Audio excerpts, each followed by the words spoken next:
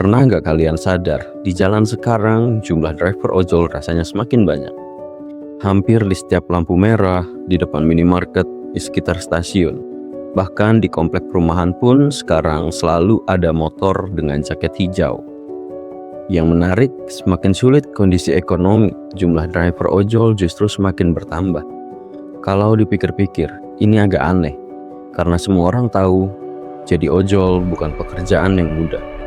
Harus panas-panasan, kehujanan, resiko kecelakaan yang tinggi, pendapatan tidak menentu, belum lagi biaya bensin, servis motor, kuota internet, sampai dengan potongan aplikasi. Kalau memang pekerjaan seberat itu, kenapa masih banyak orang yang memilih menjalaninya? Apa karena penghasilannya besar, atau sebenarnya mereka memang tidak punya pilihan lain? Hari ini kita akan membahas fenomena yang lebih besar daripada sekedar pekerjaan ojol. Karena di balik semakin banyaknya driver di jalan, tersimpan cerita tentang kondisi ekonomi, pasar kerja, dan masa depan jutaan orang Indonesia. Kalau kita lihat media sosial, banyak orang beranggapan menjadi ojol adalah pekerjaan yang fleksibel.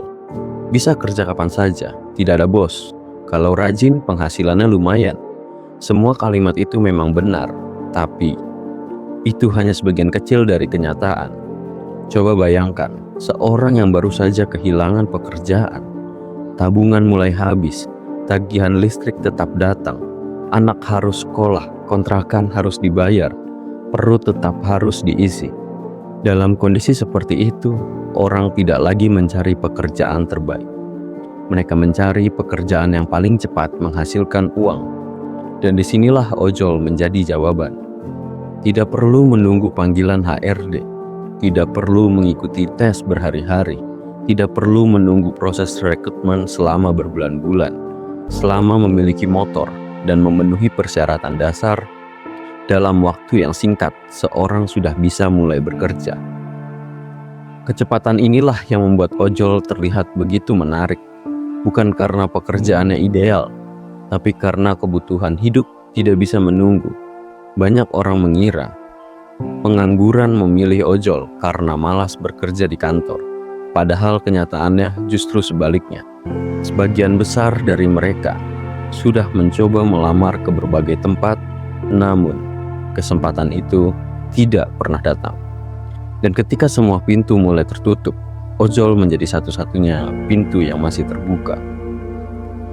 Tapi sebenarnya, kenapa mencari pekerjaan formal sekarang terasa jauh lebih sulit dibanding 10 tahun yang lalu? Jawabannya lebih rumit daripada yang kita bayangkan. Kalau kita mundur sekitar 15 sampai dengan 20 tahun yang lalu, cara orang mencari pekerjaan sebenarnya jauh lebih sederhana. Lulus sekolah, melamar ke pabrik atau perusahaan, bekerja beberapa tahun, lalu perlahan membangun kehidupan.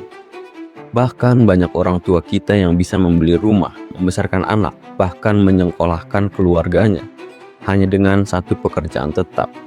Hari ini, ceritanya sudah sangat berbeda. Setiap tahun jutaan lulusan SMA, SMK, diploma, hingga sarjana memasuki dunia kerja. Sementara jumlah pekerjaan baru tidak bertambah secepat jumlah pencari kerja. Artinya, persaingan menjadi jauh lebih sulit. Lalu muncul masalah berikutnya. Perusahaan sekarang tidak hanya mencari orang yang mau bekerja, mereka mencari kandidat yang dianggap paling sempurna.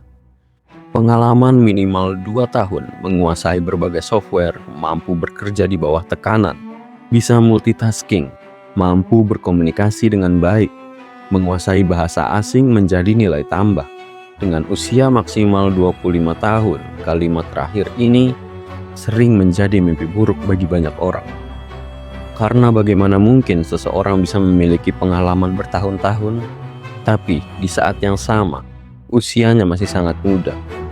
Banyak orang akhirnya terjebak. Yang baru lulus dianggap belum berpengalaman, yang sudah berumur dianggap terlalu tua. Sementara mereka yang pernah kehilangan pekerjaan harus memulainya dari awal. Inilah ironi pasar kerja modern. Bukan karena orang Indonesia tiba-tiba menjadi malas, Tapi karena pintu masuk menuju pekerjaan formal semakin sempit, dan ketika satu pintu tertutup, orang akan mencari pintu lain. Disinilah aplikasi transportasi online hadir, bukan sebagai pekerjaan impian, tetapi sebagai pekerjaan yang masih bisa dimasuki. Namun, kalau dipikir lagi, kalau memang menjadi ojol hanya solusi sementara, kenapa banyak orang yang akhirnya bertahun-tahun? Bukankah mereka bisa mencari pekerjaan lain? Jawabannya ternyata jauh lebih dalam. Karena masalahnya bukan hanya soal pekerjaan. Masalahnya adalah cara sistem ekonomi bekerja. Ada satu hal yang sering tidak kita sadari. Saat seseorang kehilangan pekerjaan, hal pertama yang hilang sebenarnya bukan uang, tetapi harapan. Semakin lama seorang menganggur, semakin kecil rasa percaya dirinya. Setiap lamaran yang ditolak membuat orang mulai bertanya, apa memang saya sudah tidak dibutuhkan? Di titik inilah ojol menawarkan sesuatu yang sangat sederhana. Bukan gaji besar, bukan jenjang karir, tetapi kesempatan untuk langsung bekerja hari ini. Hari ini daftar, hari ini narik, hari ini juga bisa membawa pulang uang. Bagi orang yang sudah berbulan-bulan menganggur, perasaan itu sangat berharga. Karena untuk pertama kalinya setelah sekian lama, mereka masih bisa menghasilkan sesuatu. Inilah alasan mengapa banyak orang bertahan. Bukan karena pendapatannya yang selalu besar, tapi karena setiap hari masih ada kesempatan untuk memperoleh penghasilan. Sayangnya, kemudahan ini juga memiliki harga yang harus dibayar. Semakin lama seseorang bergantung pada penghasilan harian, semakin sulit dia keluar dari siklus tersebut. Karena setiap hari, setiap pagi, fokusnya bukan lagi membangun masa depan, tetapi memastikan hari itu masih bisa makan. Bayangkan, seorang ingin mengikuti pelatihan kerja selama seminggu atau belajar keterampilan baru. Setiap hari yang digunakan untuk belajar berarti satu hari tanpa penghasilan. Bagi orang yang hidup dari pemasukan harian, keputusan itu menjadi sangat mahal. Akhirnya, banyak orang memilih tetap bekerja hari ini, meskipun itu membuat masa depannya tidak banyak berubah, dan tanpa disadari, mereka masuk ke dalam lingkaran yang sulit diputus. Tetapi sebenarnya, siapa yang harus disalahkan?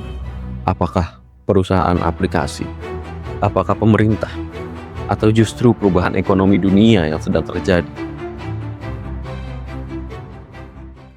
Kalau kita melihat fenomena ini lebih luas, sebenarnya yang berubah bukan manusianya, yang berubah adalah cara dunia bekerja.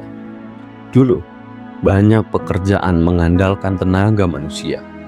Pabrik membutuhkan ribuan pekerja, toko membutuhkan banyak kasir, gudang membutuhkan banyak karyawan. Semakin besar perusahaan, semakin banyak orang yang direkrut. Hari ini, keadaannya mulai berbeda. Satu mesin bisa menggantikan pekerjaan puluhan orang. Satu sistem otomatis bisa mengerjakan pekerjaan administrasi yang dulu membutuhkan satu divisi. Bahkan sekarang, kecerdasan buatan mulai membantu pekerjaan yang sebelumnya hanya bisa dilakukan manusia. Bukan berarti teknologi itu buruk. Justru teknologi membuat perusahaan menjadi jauh lebih efisien. Masalahnya, kecepatan perubahan teknologi seringkali lebih cepat daripada kemampuan manusia untuk beradaptasi. Akibatnya, banyak orang kehilangan pekerjaan, bukan karena mereka malas, bukan karena mereka tidak pintar, tapi karena pekerjaan yang mereka kuasai sudah tidak lagi dibutuhkan sebanyak dulu. Di saat yang sama, biaya hidup terus naik, harga kebutuhan pokok juga naik, biaya pendidikan juga naik, biaya kesehatan juga naik. Sementara kesempatan pekerjaan yang stabil terasa semakin sulit didapatkan. Dalam kondisi seperti ini, orang tidak lagi bertanya pekerjaan apa yang paling saya sukai. Mereka bertanya pekerjaan apa yang bisa membuat saya bertahan sampai akhir bulan. Dan seringkali jawaban yang paling cepat adalah menjadi ojol. Fenomena ini menunjukkan satu hal, ojol bukan penyebab dari masalah ekonomi. Semakin banyak orang yang terpaksa memilih pekerjaan dengan penghasilan harian, semakin jelas ada sesuatu yang sedang berubah dalam sistem dunia kerja kita. Lalu, apakah menjadi ojol adalah pilihan yang salah? Belum tentu. Karena bagi banyak orang, pekerjaan ini justru menjadi penyelamat di masa-masa paling sulit. Namun yang perlu kita pikirkan adalah satu pertanyaan yang jauh lebih penting. Haruskah jutaan orang bergantung pada pekerjaan yang mereka sendiri anggap hanya sebagai pilihan terakhir? Kalau kita tarik garis besarnya, banyak pengangguran memilih menjadi ojol bukan karena pekerjaan ini menawarkan kehidupan yang ideal. Mereka memilihnya karena pekerjaan ini menawarkan sesuatu yang tidak diberikan oleh banyak pekerjaan lain. Kesempatan untuk langsung bekerja, kesempatan untuk langsung mendapatkan penghasilan, dan kesempatan untuk tetap bertahan ketika pilihan lain mulai menghilang. Sayangnya, bertahan tidak selalu berarti berkembang. Selama seorang hanya fokus mengejar penghasilan hari ini, akan semakin sulit baginya mempersiapkan masa depan. Inilah dilema yang dihadapi jutaan pekerja saat ini. Mereka bekerja lebih keras, tetapi belum tentu hidupnya menjadi lebih pasti. Karena masalah sebenarnya bukan ada pada orang-orang yang memilih menjadi ojol. Masalahnya adalah ketika sebuah negara membuat semakin banyak orang merasa bahwa pekerjaan tanpa kepastian adalah satu-satunya jalan yang masih tersedia. Mungkin karena itulah jumlah driver ojol terus bertambah setiap tahun. Bukan karena semua orang bercita-cita menjadi ojol, tetapi karena di tengah dunia kerja yang semakin kompetitif, menjadi ojol adalah pilihan yang paling realistis untuk tetap bertahan hidup. Dan mungkin itulah pertanyaan yang seharusnya kita renungkan bersama. Kalau suatu hari nanti kesempatan kerja yang layak semakin sedikit, apakah kita benar-benar punya banyak pilihan? Kalau menurut kalian, apakah fenomena semakin banyak driver ojol memang murni karena lapangan kerja yang semakin sempit, atau ada faktor lain yang lebih besar?